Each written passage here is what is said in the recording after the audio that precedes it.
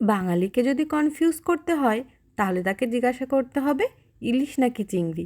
Hello everyone, সবাইকে আমার একটি নতুন রান্নার ভিডিওতে ওয়েলকাম। সবাই আশা করি সুস্থ আছো, ভালো আছো। আজ যে রান্নাটা করব এটার একটা বিশেষত্ব হলো এটা আমি আমার মায়ের কাছ থেকে শিখেছি। প্রথমে চিংড়ি মাছগুলোকে কেটে ধুয়ে ভালো করে হলুদ আর লবণ মাখিয়ে রেখে দিয়েছিলাম কিছুক্ষণ। তারপর কড়াইতে তেল গরম করে কিছুটা লবণ দিয়ে তার মধ্যে এক এক করে সব মাছগুলো দিয়ে এপিট ওপিট উল্টে ভালো করে ভেজে নিয়েছিলাম। হালকা হালকা সব মাছগুলো ভাজা হয়ে গেলে এবারে মাছগুলোকে তুলে নেব। এরপর কড়াইতে তেল গরম করে তার মধ্যে তেজপাতা ফোড়ন দেব গোটা গরম মশলা, একটা শুকনো লঙ্কা আর কিছুটা গোলমরিচ। এটাকে একটু নেড়ে চেড়ে নিয়ে এর মধ্যে দিয়ে দেব কিছুটা পেঁয়াজ বাটা।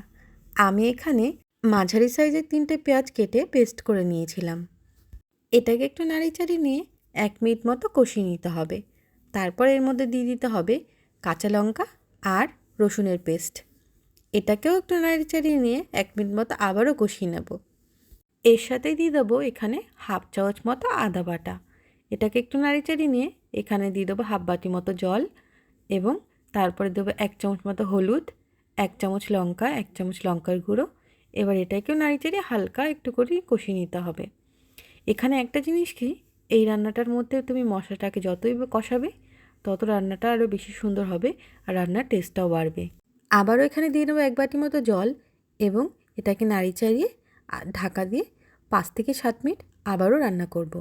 আচ্ছা, তোমরা বলো তো তোমাদের কোন মাছটা বেশি ভালো লাগে, ইলিশ নাকি চিংড়ি? আমার কিন্তু দুটোই পছন্দের।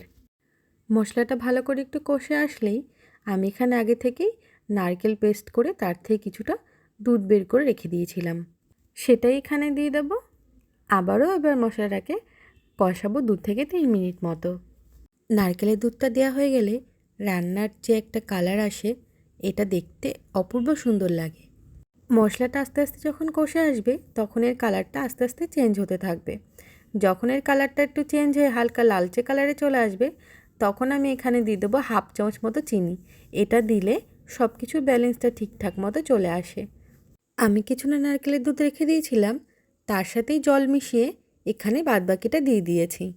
এর সাথে সাথেই আমি এখানে আরও হাফ গ্লাস মতো জল এর সাথে এখানে দিয়ে দেব। এরপর ঝোলটা একটু ফুটে আসলেই এর মধ্যে দিয়ে দেবো হাফ চামচ মতো গরম মশলার গুঁড়ো। তারপর আস্তে আস্তে এক এক করে সব মাছগুলো ঝোলের মধ্যে দিয়ে দিতে হবে আর এটাকে ঢাকা দিয়ে রান্না করতে হবে 10 মিনিট মতো। মাছটা যখন ঠিকঠাক সিদ্ধ হয়ে আসবে আর গ্রেভিটাও পাতলা থেকে ঠিক ঘন হয়ে আসবে তখন এখানে আমি দিয়ে দেবো কিছুটা চেরা কাঁচা লঙ্কা। এগুলো দেওয়ার পরে লো ফ্লেমে মাছটাকে কিছুক্ষণ রাখবো, তারপর এটাকে নামিয়ে পরিবেশন করব চিংড়ি মাছের মালাইকারি। সত্যি কথা বলতে আমি হয়তো মায়ের মতো পুরোটা রান্না করতে পারি না, তবে মায়ের কাছাকাছি যাওয়ার চেষ্টা করি। আজকের মতো ভিডিওটা এখানেই শেষ করছি। যদি তোমাদের আমার ভিডিওটা পছন্দ হয় তাহলে অবশ্যই আমাকে একটা লাইক, কমেন্ট, শেয়ার করে দিও। টাটা।